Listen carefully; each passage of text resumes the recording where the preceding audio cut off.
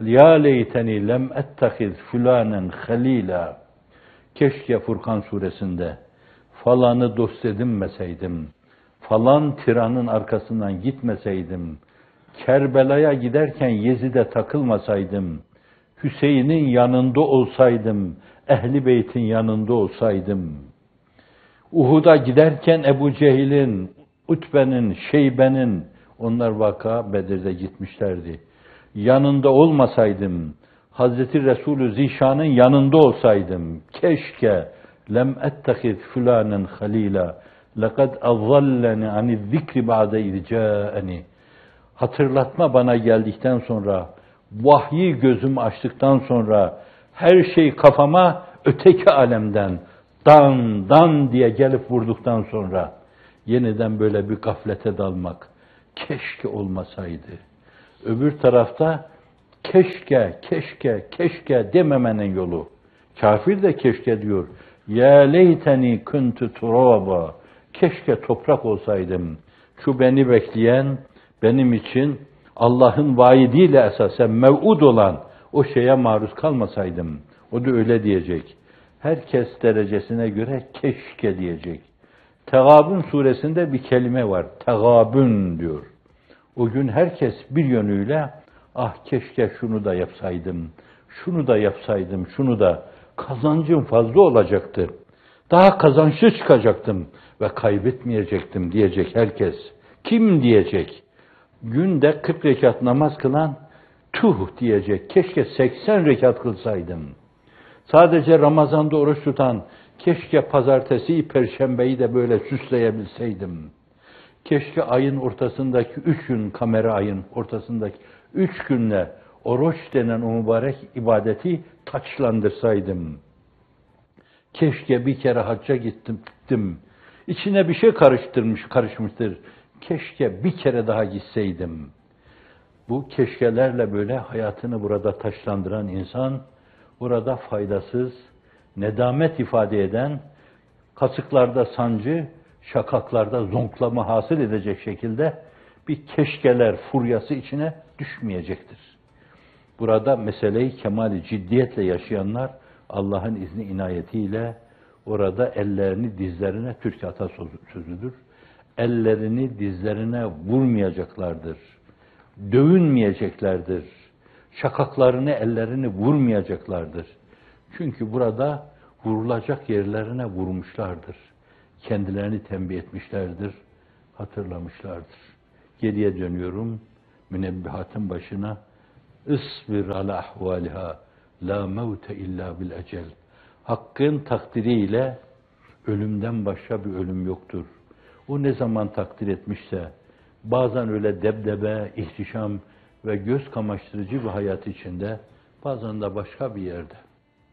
Uhud'un göbeğinde şehit olan Seyyidina Hazreti Hamza, bir kısım rivayetlerle gökte, o göklere ruhu revanisi onun, ruhu necmi nuranisi, ruhu hakanisi yükseldiği zaman, ona bir yönüyle orada Esedullahil Galip dediler.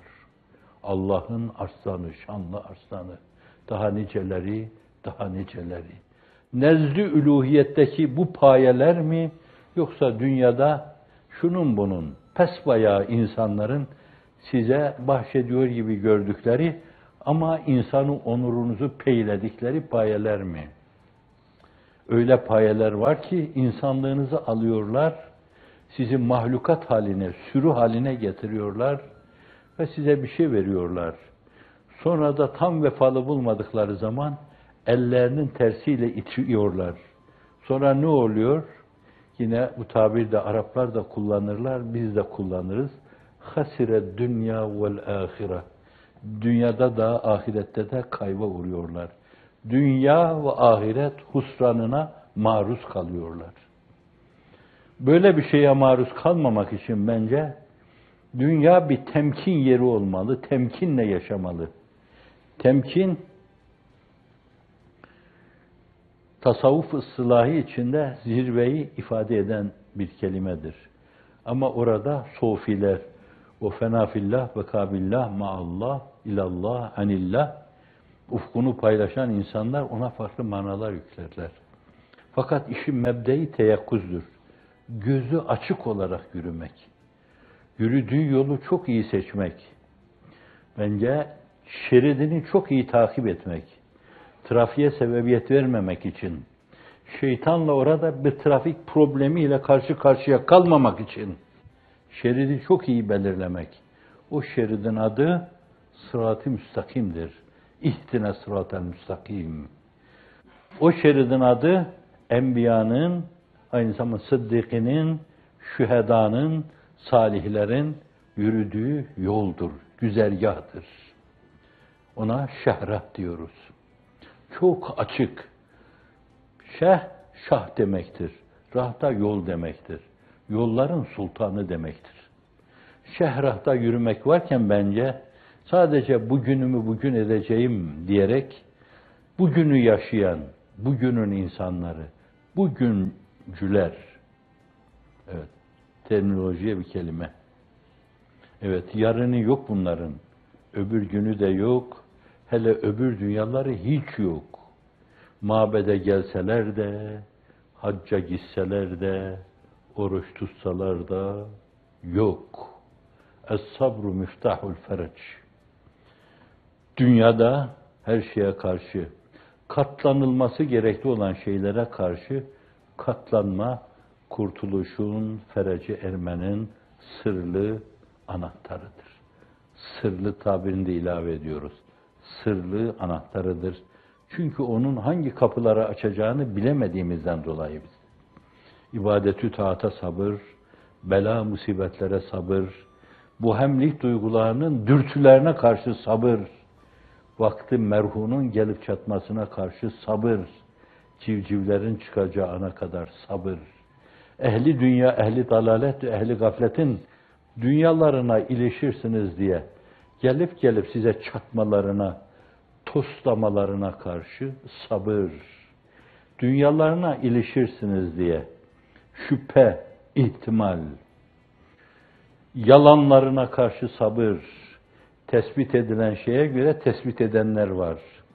O dünyalarını bir yönüyle yalana bağlı götürmek, halk nezdinde esasen suri bir itibar kazanmak için şimdiye kadar söyledikleri yalan, iftira, tezvir, karalama, itibarsızlaştırma 1000 taneyi aştı. Belki bir gün bu mevzuya merak sardıran insanlar bunları görüntüleriyle, doğrudan doğruya onların soluklarıyla belki ifade edecek, kitaplara dökecek, dizilerle teşhir edecek. Ve bunlar tarihin sayfalarına, nesli atinin nazarına birer rezalet örneği olarak arz edilecekler. Öyle bugün müdebdeb yaşamak ama tarihin nazarında, nesli atinin temiz nazarında böyle rezil olmak mı? Yoksa bugün bazı şeylere katlanarak, dişini sıkıp sabrederek, esas ukbayı kurtarmak, nesli ati nazarında kirli olmadığınızı göstermek mi? Burada sağlam, isabetli, makul, aklı selimin, kalbi selimin, ruhu selimin, hissi selimin evet diyeceği bir karar vermek lazım. İnsan iman hesabına beden ve cismaniyetin öldürücü atmosferinden uzaklaştığı ölçüde Allah'a yaklaşmış ve kendine karşı da saygılı ve anlayışlı davranmış sayılır. Kendini sil, onu bul. Kendi üzerine çarpı çekmeyen, kendinde yok olmayan, kendi duyguları hesabıyla yok olmayan onu bulamaz. Ona ulaşamaz. Yokluğunda var olan, varlıkta bilmez yokluğu. Esas insan yoktur. Yokluğunda kendini var zanneden, varlıkta bilmez yokluğu. Zehirlenir çünkü debdebeyle, ihtişamla, hezafirle, şaşayla, alkışla, geliyor filan mülahazalarıyla Yoklukta böyle var olan, bir de varlığa erirse, yokluğu hiç bilemez o. Fena fillah'tan, beka billah'tan, maallah'tan, ilallah'tan, anillah'tan habersiz olarak yaşar. Ve habersiz olarak ona gidiyor denmez. Yuvarlanır, sürüklenir gider. Hafizanallahu Teala. Sohbeti yar lezzetini bilmez beyim ağyar olan. Allah bilmeyen o ağyara bu türlü şeyleri anlatmak da çok zordur. Fakat bu zorun anlatılması sizi bekliyor. Dişinizi sıkacak, canan dileyen dağda gayı cana düşer mi? Can isteyen endişeyi canana düşer mi? Can istiyorsanız bence sizin için canandan bahsedilemez. Canana dilbeste olmuş iseniz bence can ayaklarınızın altında demektir. Hazreti Pir'in dediği gibi Said yok. Said'in şahsiyeti de yok. Konuşan hakikattır, hakaiki Kur'aniyedir. Ağzını aç, dilinden dudağından dökülen şeyler lalü güher gibi hep ona ait olsun. Hani yine Molla Cami'den aldığı bir şey söylüyor Farsça. Sermez hatta başına koyduğu serlevha da şudur. Sermesti cami aşk olan Mevlana Cami, yüzleri kesretten vahdete çevirmek için bak ne hoş söylemiş. Yeki hahi, yeki khani, yeki cuyi, yeki bini, yeki dani, yeki güy. Öyleyse sadece onu bilmek, onu görmek, onu konuşmak, onu düşünmek, onunla hemhal olmak, maiyeti ilahiyeye ermek. Allah'ım maiyetek, Allah'ım maiyetek, Ya Resul maiyetek, eyyuhel mukarrabun maiyetekum. Bir dil zebanimiz olmalı. Bu mevzuda nefsi istikmal zannediyorum başka istikmallerden bizi uzaklaştırır. Akbilelen nefsi ve stekmil fadaileha.